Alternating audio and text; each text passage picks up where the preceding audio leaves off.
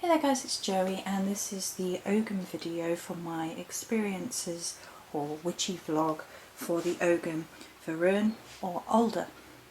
And the generalised meanings are in the connecting video, the drawing, but just to quickly recap, some of the key themes are prophecy, divination, intuition, earth and water, betwixt and between, counsel, guidance, wisdom from the other world.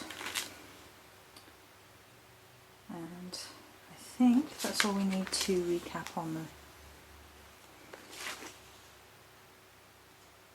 the Alder's generalised meanings. At the beginning of the week I knew I wanted to cover Danu and the connections of earth, water, land, river, Avalon Lake, healing energies and Danu came through very strongly in the forefront of my mind. I placed the following on Facebook, which is my quote: "There is much to be learned from trees." I'd been holding my seer stone prior to the pulling of the Ogham. My seer stone is in shot, it's the large smoky quartz in the corner. And I'd already ordered Amazonite, and I felt that it tied in very well this week with the green-blue grid I had in mind for Avalon and healing, which is already on the YouTube channel. I'd decided already there might be a lot of chakra work this week, given the flowing of energy vibration like a river. My chakra stone set arrived and there's quite a lot of chakra imagery. Emma Raven Noir shared an image of a tree with the chakras in its trunk, and each branch emitted a colour of one of the chakras. I found the image beautiful and touching and thought it would be relevant. And there was kind of like that energy flowing through the tree, which kind of tied into the idea of Ogham. I also noted that our energy and healing work through our energy, such as chakra work, tongue twister, is very much like the flowing of rivers. I have notes obviously on Danu, which we won't go into in too much detail because it's mostly in the Celtic calling, but I thought that following points tied into the Ogham energies particularly. The fact that she was an earth and river goddess, similar to the Alder tree, betwixt and between. Some of her correspondences tied in quite well, blue, white and green for example, and the fact she was a primal goddess going back through the river of time, back to the root of all things, the interconnectedness of all things, including our interconnectedness to deity, the balance of creation and destruction, as well as the information regarding water being representative of the life force and the Celts believing it possessed healing powers, as well as entrances to the other world being betwixt and between water and earth, such as underwater caves, and offerings were placed to the Celtic gods by placing items in the rivers for seeking help, particularly with health-related ailments. The following herbs were particularly important this week, at the beginning of the week especially, as the main central theme of this week was healing. We will be continuing the sort of mini-series on healing. I think it's going to keep flowing. So eucalyptus. Eucalyptus is probably my favourite healing herb, as people are probably well aware by now. Uplifting and has a warming effect. Is used in many medicines for upper respiratory conditions because it clears out viruses and bacteria. Considered a natural antiseptic. Carry for energy cleansing and healing whatever is congesting you energy-wise. Cleans out residual energy. It expels it out. It sort of cleanses out your blockages, that sort of thing. Angelica, which is one of my favourite herbs, full stop, is good for relieving depression, emotional calm, helps release negative feelings from traumatic events and helps you ground. Lavender, calming, restorative, lifts depression and sadness from the spirit, brings emotional balance to the psyche, purification, helps wash away indecisiveness and emotional conflict. Thyme, for the support of healing, as well as courage to see it through. helps us acknowledge our shadow selves, as well as overcoming fear and disillusionment. Helps us forgive ourselves, especially when the self is lost and spirit low, and helps reconnect to the higher self and discover our self-love. Cornflower, to help alleviate discord and strife, invites a connection to Mother Earth and opens the soul to love. So then there was a lot of work on chakra, which is obviously all noted down in my diary. But we covered that in great length in the chakra video. We covered the herbs for each one, we covered the edibles for each one. I had a candle colour sort of coordination, and I think we covered that in great enough detail. But it does, I think, show how of the interconnectedness of things. We talked about chakras being a little bit like the rivers, the energy points around the body from which energy flows. I felt a little bit ill midweek, and I decided to undertake some strong meditation work. And I had a very strong meditation of finding myself in the Lake of Avalon at night. I was looking up at the stars. The water was lit by the starlight and the moonlight, and it was very peaceful. I felt deeply submerged in healing energies, and it helped sort of draw out all negativity and illness, blockages, things like that. It was very much like self-introspection and being between sort of two very dark, shimmering mirrors, helping you look into yourself, helping you heal. And I felt so strongly about this energy that I created the Avalon by Starlight kit. A quote that I enjoyed this week was by Pablo Neruda. I think Nadia shared it. "I love you as certain dark things are meant to be loved, in secret between the shadow and the soul." And that sort of resonated with the idea of betwixt and between, as well as the idea of healing work with shadow self, which came into this week. A quote from me, I wrote it on Facebook, so my intellectual property, Joan Morris, 2014. "Integrity is not a choice, it's a call from the soul." And not long after I had started contemplating that, I had an old issue rear its ugly head. And I sat and sort of meditated on why this sort of behaviour irritated me. And I found key themes into why certain behaviour irritated me more than others. When I find something very dishonourable, and there's an amount of lying involved and falsehood, pretending to be one thing, it repulses me. And there was some really weird commentary on the Morrigan. I've made the video yesterday, so I won't go into it too much, but I did share the following. The first thread of thought is that the Morrigan cannot be this or that. She cannot be related to the sea or Morgana Le Fay. All of this presented without reason as to why. The minute I read it, I heard her voice and echoed the sentiment, why on earth not? And it was actually about her connections to the sea in particular, and obviously sea, Avalon, Lake, Morgan Le Fay, all those connections. And the author was very dismissive of the idea, and the word moor in Welsh is rooted to the word sea, and in terms of river, after the Morrigan mates with Dagda, she urinates a river.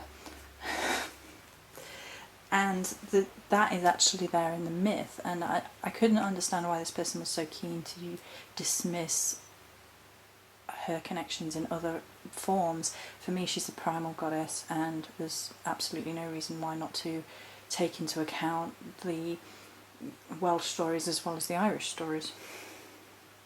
The second, perhaps more irksome commentary is trying to make the Morrigan into a super happy, joy, bounce goddess of flowers, cupcakes and small furry critters. She is not that, and trying to make her that is disrespectful. Yes, she's a loving goddess, but a lioness has that same loving fierceness, and she'll still tear things apart. Are people so afraid of destruction, death and rebirth that they cannot accept those parts of her as haunting and beautiful? I went into much greater depth in that in the video yesterday, so I don't think we need to go into that too much. Then we had the Rivers of Healing spell. That's already on the YouTube channel. I did use salt, and note that salt was between earth and water because it's often given as an earth representative, but it does come from the sea, particularly the salt that I use. And I do use the symbol Arwen, which is the symbol of life force and inspirational force behind the universe to the druids. It's the 3 lines, so if you haven't watched the spell video, it's much easier to see on that. Also used it as a way of invoking and sending blessings. I also utilised Amazonite this week. That's in shot, the 3 crystals. Like waters deep and ancient, it beckons in shades of turquoise green, promising to soothe the spirit and calm the soul. And in the spell was a citrine for the solar aspect, the fiery aspect, to help recharge, revitalise and cleanse and bless Mr. Nature. We've had discussions about citrine this week. So energies within us flow and stir like the river. The special symbolism of rivers in Celtic mythology connects us to the other worlds, to the cycles of life and death and rebirth, the symbolism of 3. To submerge the body and soul into the healing rivers is not only to heal oneself, but to reconnect to deity, the higher self, and to cleanse out our energy rivers of all blockages. Also, the cauldron made a sneaky appearance this week within the Rivers of Healing spell, and it could have had more prominence this week. I do use one of my cauldrons absolutely exclusively for water work, which tends to be healing work. I don't connect as strongly to water as I do to my 2 main elements that I tend to connect to, which is fire and then earth. Water is probably the 3rd, and air I have not the most difficulty with, because I do enjoy incenses and smokes and things and feathers and things. So I'm more balanced than I was right at the beginning of my path, for example, when I had loads of difficulty with it. But for me, it's an ongoing connection and reconnecting to water energies, and Avalon meditations and things have helped a huge amount with that. But the cauldron also connects back to the altar through Bran and the regenerative powers of Bran and the cauldron, and his cauldron of regeneration. So just that connection is there.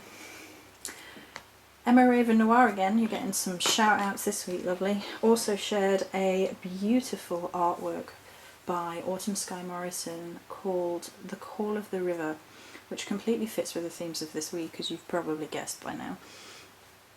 It also detailed salmon wisdom, and we actually created the salmon zodiac spell candle, which is now going to be on, well, it's going to be on store tonight, from these energies. Salmon are a crucial part of the wheel of life and a powerful reminder of the interconnectedness, and a proud and profound teacher of self-sacrifice.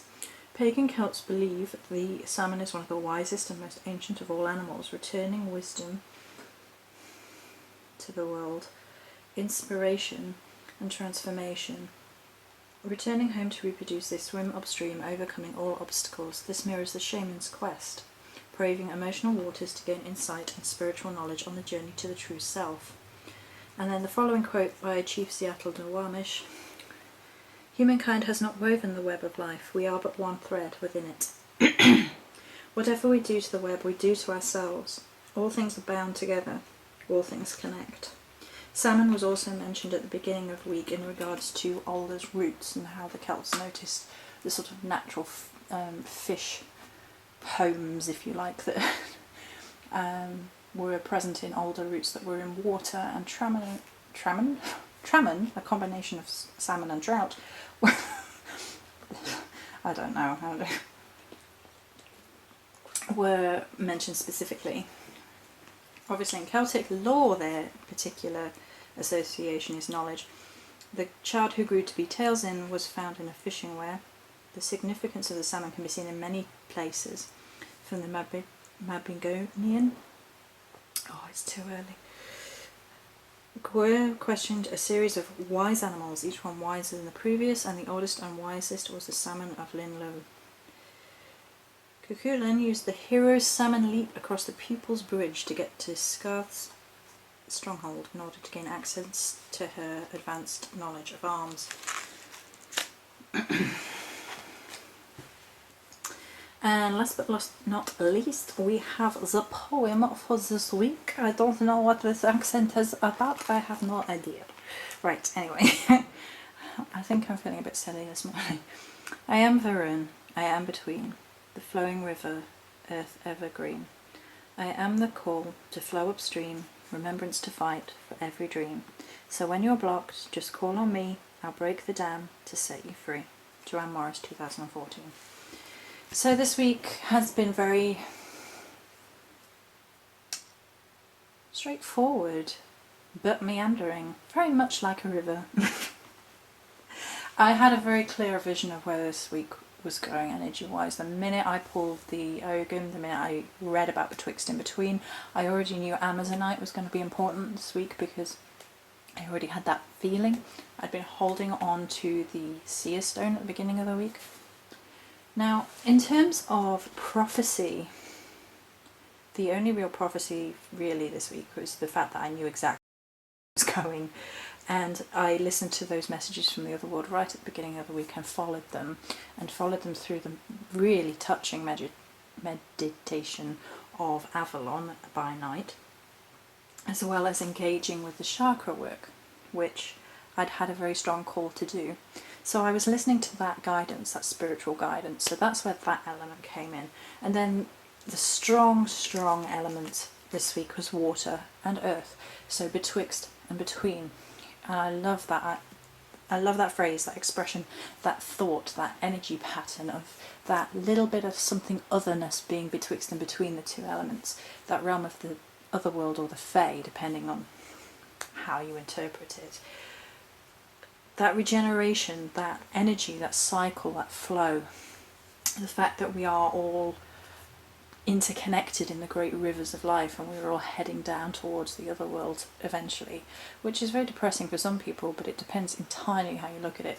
We're all rivers, we're all flowing towards the other world, we're all interconnected in that sense. The things that bothered me were perhaps old wounds as well that irritate me on a psyche level, on an intellectual level, as well as on a heart level, the things that I find dishonourable and distasteful and without honour, basically. And for me, I had to basically acknowledge that and understand where that was coming from. And I felt that the video for the Morrigan absolutely had to be made because of her misrepresentation as this fluffy joy flower nonsense. And I had to say something about that because putting things out in the universe like that could lead others to have the wrong idea about something, not realise the balance of things that are needed, the betwixt and between that's needed. And Morrigan is of the other world, strongly so. She has her death element, she has this otherworldly element, and people seem so afraid of that in life in relation to certain goddesses that fear sort of overwhelms what should be going on, that natural flow, and the fear becomes a blockage to knowledge and understanding. In my opinion, it's all my own opinion and my experiences and things, so I think that's all we need to say this week. I hope you enjoyed this video. We will continue with some more of the healing work, some more chakra work. I'm going to just keep doing that because as I learn I'm going to share bits and pieces. I think that's important. So, many blessings.